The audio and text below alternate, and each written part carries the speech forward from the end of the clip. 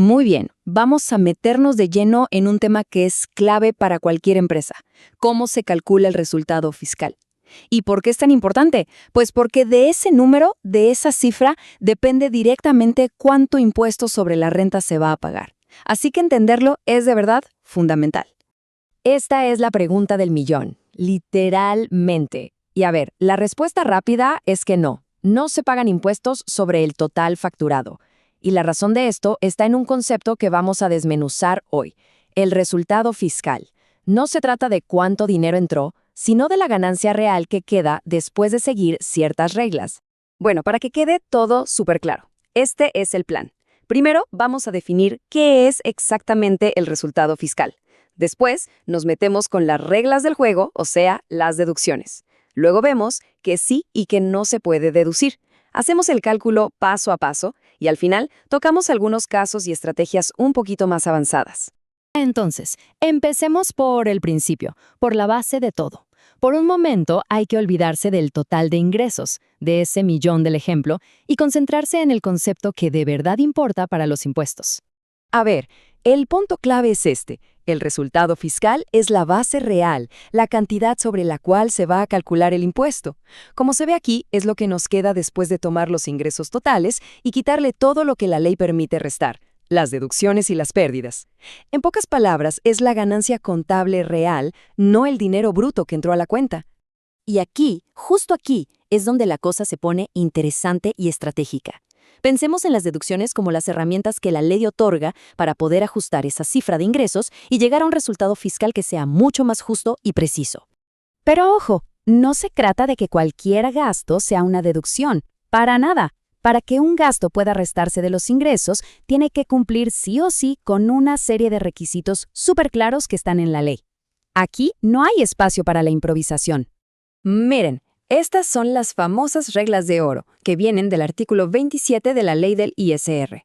Para que un gasto se considere deducible, tiene que ser: primero, estrictamente necesario para el negocio; segundo, tener su comprobante fiscal, el famoso CFDI.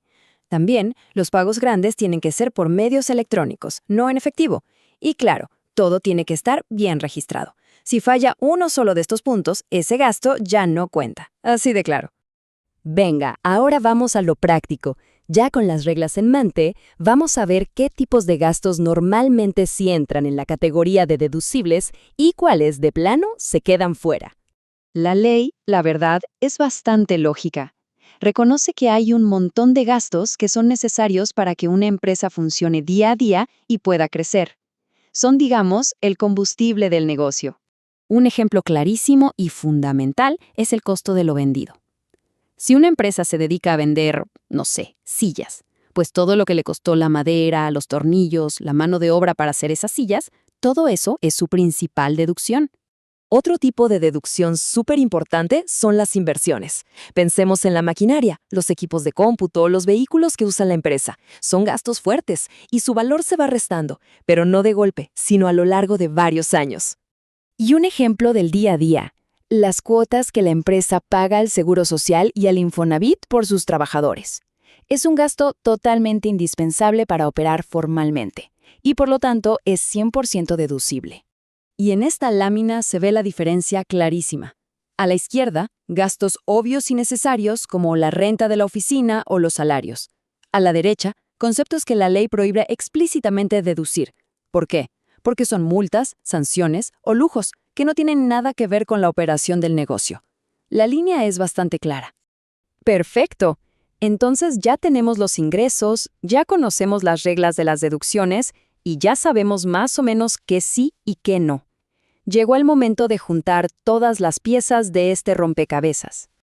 Aquí está la fórmula, paso a pasito. Se empieza con el total de ingresos. A esa cantidad se le restan todas las deducciones autorizadas que juntamos.